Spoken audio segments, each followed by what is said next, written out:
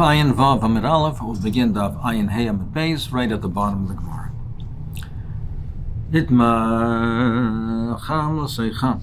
If a hot food fell into a hot liquid, or vice versa. So for instance, you have a hot piece of meat that fell into hot milk. Divra Kol, everyone agrees, also. Everyone agrees that they're both also. So hot piece of meat falls into hot milk, or vice versa. We say because they're both hot, the taste permeates throughout the whole area. So therefore, the taste of the milk is in the meat, and all of the meat is also, and vice versa, all of the milk is also. Because since they're both hot, the taste spreads throughout. But if they're both cold, over there we say it just has to be rinsed off. There's no heat, so therefore the taste does not permeate throughout. But if one is hot and the other is cold, then we have a machlekes. Rav Amari lo govar, Shmuel Amar tato govar. Then we have a machlekes. Rav says he lo govar, that the upper one dominates. So whatever the status of the upper one is, that will determine it. If the upper one is hot, we say it dominates, and when it falls into the lower one, it will heat up the lower one. And therefore, it's considered that they're both hot. And the consequences of both hot you have, so therefore the taste will spread throughout. According to Shmuel, he says the one that dominates is the bottom one. So therefore, if cold falls into hot, then we say that the bottom one will heat up the upper one. They're both hot, and the taste spreads throughout, then they're both also. But if it's the hot falls into the cold, according to Shmuel, the cold one dominates, the bottom one dominates, and therefore it will cool down the upper one, and it's not considered cham l'seicham. So that's the machlekes when you have one is hot and one is cold. Is the upper one that dominates or the lower one that dominates? Do we say the upper one, if the upper one is hot, it'll heat up the bottom one and they're both hot? Or do we say that, no, the bottom one dominates, and if the bottom is cold, it will cool off the upper one? Tanan, we learned in our Mishnah, not only right valacheres v'chazei love yitas mekayim. We learned in the Mishnah that if some of the juice from the Korban Pesach, so the juice is hot, some of the juice of Korban Pesach falls on the cheres. Then if it falls on the kli cheres, assuming at this point that the cheres is not the oven itself, meaning he took the Korban Pesach out of the oven, and some of the juice falls on a dish, and that dish is that kli cheres, that dish is cold. That's what we're assuming at the moment. And therefore, if some of that juice falls on the cheres, and then it splashes back onto the meat of the Korban Pesach, then we say yitlas makayma, you have to remove the area, you have to remove its place, meaning to cut off a layer. Some of the places can say the thickness of a finger, it has to be removed from the area of the meat because we say it absorbs. So kasal kadaita the havmin is here becheres seinenes, that we're talking about where the cheres is seinenes, that like we said that the earthenware is cold. Now bishlam l'Rav the Amri lo govar, according to Rav who says he lo govar that the upper one dominates mishum hachi yitos mekayma, we understand that you have to remove its place because why? Dazel reitiv meratich leil cheres. Because we say that the reitiv, the hot juice, will now heat up the cheres, even though the cheres is cold, but the ilo is gover, the upper one dominates, so the juice which is hot will heat up the cheres. V'hara cheres meratich leil reitiv, and then the cheres, which is now hot, will contribute to the heat of the reitiv. Now even the reitiv is already hot, but this will contribute to the heat of the reitiv. Now, b'chihada reitiv of Pesach, when the reitiv now splashes back on the meat of the Korban Pesach, the Korban Pesach is getting heated and roasted from something that was heated up from cheres and not fire. So v'kamatri Pesach ma'abas chamimusa the cheres, and the Korban Pesach is getting roasted from the heat of the cheres, not from the fire. V'rachman amar tzliyesh lo tzli machmas davar acher, and the Torah says that the Korban Pesach has to be tzliyesh, roasted from the fire, and in this case over here, part of the heating of it, the roasting of it, is coming from the heat of the cheres, which is not fire. So we understand why that area is also and has to be removed. But according to Shmuel, it says the bottom one dominates. What's the issue over here? Cheres came in the Tzaininu. The cheres, since it's cold, then we say that even though the roitiv is hot, but by the time it comes down and comes into contact with the cheres, at that point of contact, the cheres will cool down that roitiv. So cheres came to akruim makam maker leila roitiv. It's cooling down the roitiv. So when the roitiv splashes back onto the korban pesach, it's not getting heated from the heat of the cheres. So therefore, amayi telas makaima. Why do you have to remove its place? It's not being roasted from the kli cheres. The more answers, Kanamar of Yomi Bar Shmuel, Kador Yomi Amar Shmuel, he says, B'Seilas Reisachas. And just like we see in the next case, as we'll explain shortly, in the case of the flour, it's talking where the flour is hot. So here also, Hachanami B'Cheres Reiseach. We're talking over here is that the Cheres is Reiseach, that it's hot, meaning, as the Sach explains, no, we're talking the case where the Korban Pesach is in the oven. The oven is hot. If some of the roitiv drips onto the cheres, it's hot. That cheres is hot. It will heat up the roitiv. If it splashes now back onto the korban pesach, then the korban pesach is getting the heated up from something which is sli machmas the cheres and not machmas deish. So therefore, it's possible. Tanan. So this is the case of the flour we learned in the Mishnah. Not of meroitva ala soilas. If some of the juice splashed onto the soilas, onto flour, yikmaitzes mekaima, you have to remove a handful of the flour. The handful of the flour has to be removed. Kasal kantaita with soilas sinenes. So here also our assumption is that the flour is cold. So Bishlam the Rav Damri Lo Gavar, he says that the top one dominates. So we understand, according to Rav, Mishum Hachi Yikmaitzes Mekaima, we understand why you have to remove a handful to Maratach Leila Soilas the Harajun, because we say that since the Lo Gavar, the top one dominates, so it will heat up the soilas, the flour that is around it. And then the soilas will heat up the roitiv. The kamatve roitiv machmas chamimus soilas, and the roitiv becomes roasted by the heat of the flour. And vrachman omer tzliyeh shalei tzli machmas davar acher, and the korban pesach has to be roasted machmas tzliyeh shalei machmas davar acher. But Ela Shmuel Damar Tata Gavar. But according to Shmuel, it says the bottom one dominates. Well, what's the problem? Silas came with the Tzainenesi. Since the flour, we're assuming, is cold, then if the bottom one dominates, it's going to cool off the roitiv. It's not going to heat up the roitiv. It's going to cool it off. So there's no issue over here. So why do you have to be that you have to remove? Why do we say a handful has to be removed? Why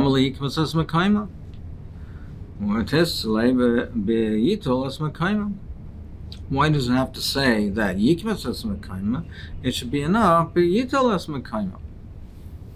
What's the issue over here? The Gemara answers and says, no, like we mentioned before, Amar of Yirmi, Amar Shmuel, the soilas Resachas. It's not the way you assumed that the soilas is Tzainanes. No, the soilas is Resachas. Now Rashi is not Gairis over here. He says that we say Lomali, the word Kasha, Lomali Yikmas es Mekaima, Tiskale be Yital es Mekaima. It should be enough to remove it, to remove a portion of it, not a whole handful. Well, Rashi asks in the Kasha, since we're assuming that it's soilas Tzainanes, that it's cold, well, what's the issue over here? You shouldn't even have to be Yitalas Mekaima. Why do you even need Yitalas Mekaima? If the soilas is Tzainanes, then there's no problem over here. It's not heating up. It's not contributing to the heat over here. So why should he even say Yitalas Mekaima? So therefore he is not Gairesid. But Rabbeinu Tam says, he brings down Rabbeinu Chanel, who is Gairesid, and he is Mekayim. The gear says follows. He says what we're dealing with over here is where the roitiv also is not fully roasted. So therefore you have two issues over here. There's one issue is whether the korban pesach or the roitiv is becoming heated up is becoming heated up from another source other than Eish. So according to Shmuel, even in the Kasha, even when we're assuming that it's Silas Tzainenes, it's not being heated up by another source because Tato Gover and the Silas Tzainenes. However, you have another issue over here. You have another issue over here that since the Reitiv is not fully roasted and the Silas is Tzainenes and it will not contribute to the roasting, it's not fully roasted. And a Korban Pesach, which is not fully roasted, is possible. So therefore, even though we say it's not going to spread around to the surrounding areas because it's Tatzal Gover, and therefore it's considered to be cold, however, the Reitiv itself is possible. It's not fully roasted. So therefore we say, Yitalas Makayim. It's not going to spread into the other surrounding areas, so you don't have to remove a handful, but at least Yitalas Makayim you must do. The Gemara says, in any event, according to Shmuel, we're saying B'Seilas Risachas. Tanan, we learned in the Mishnah, Sacha b'Shemen Shel Truma, if you smear the basar, rather, the meat with oil of Truma. So Truma is also Lazarim, Im Chaburas Kohanim, Yechel.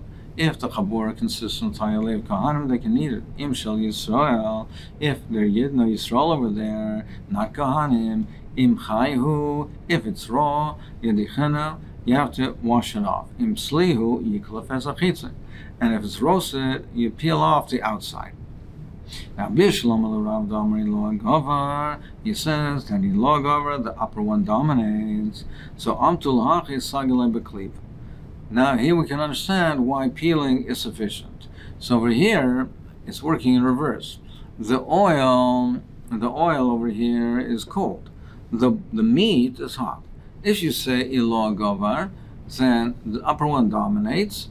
It comes into contact with the meat, then it will cool down the meat, and therefore it won't permeate, and therefore it doesn't spread. Peeling is enough. So we say, we understand that it's enough with klipa mishum dilo tzainenu, because the upper one is cold. But according to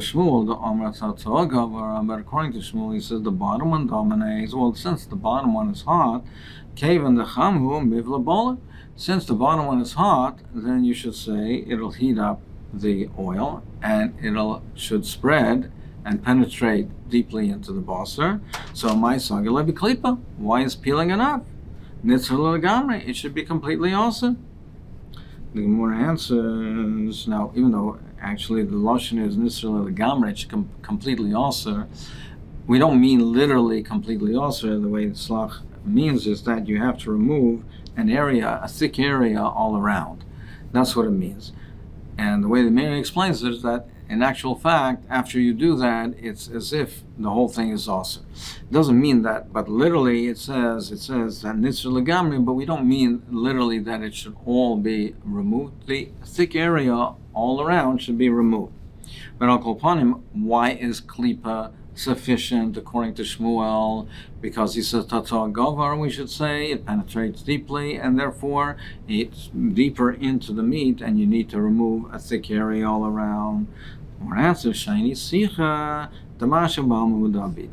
over here, it's just smearing it. It's only a little bit of the liquid. So therefore, it doesn't penetrate that deeply because you're not dealing with a large quantity of the liquid. There's only a minute amount. So you can also say to Shmuel, let's bring a raya to Shmuel, that Tatzah Govar, Cham L'Seicham also, one hot into another thing that's hot, it's also.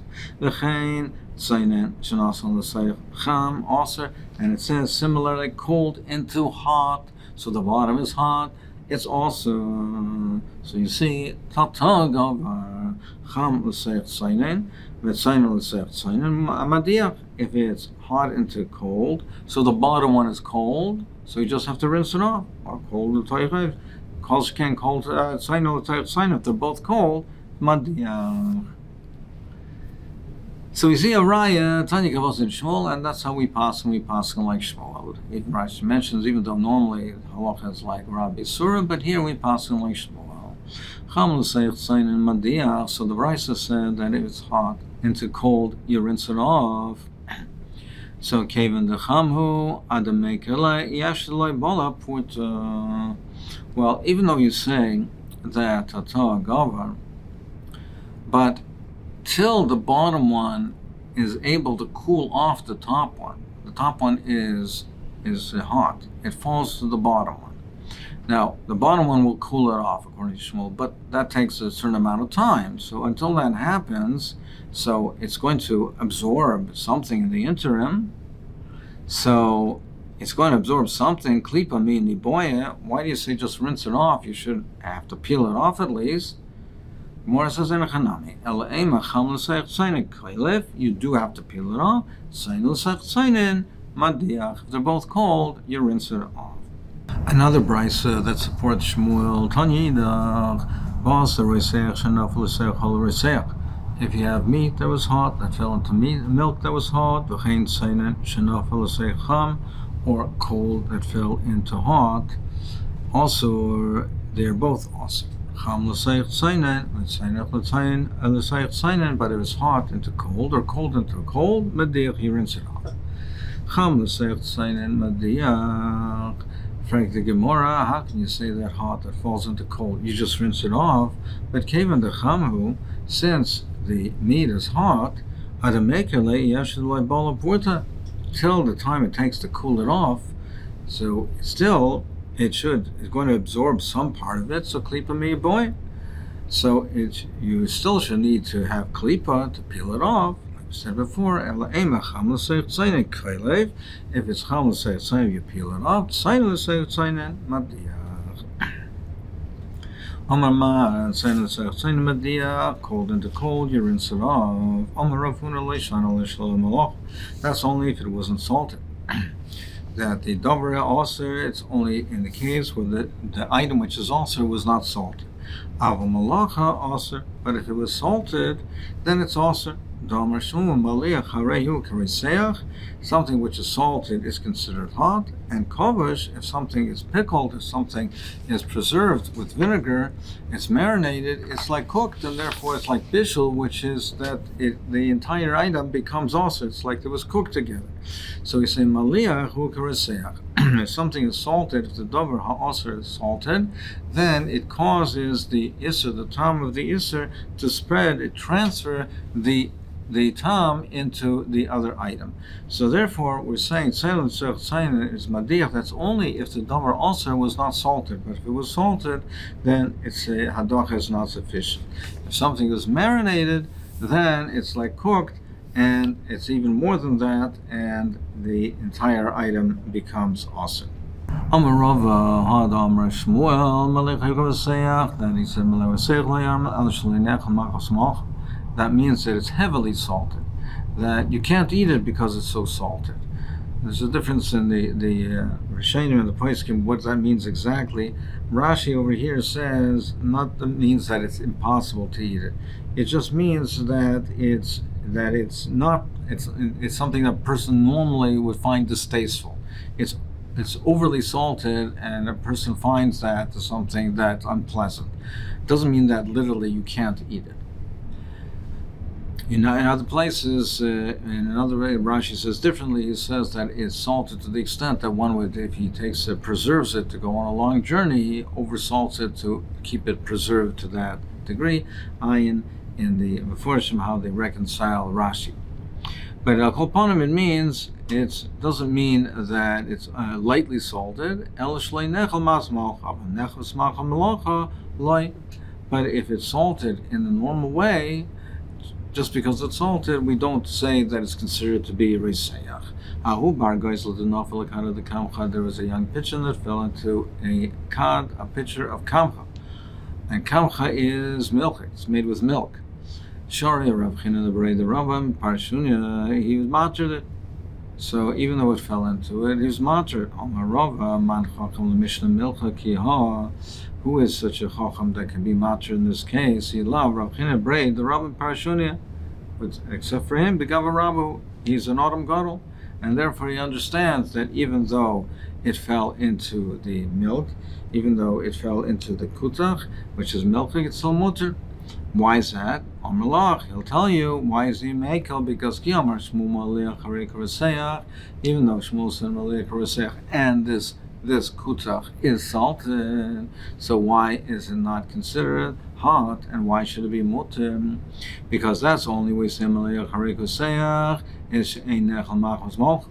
that it's only heavily salted.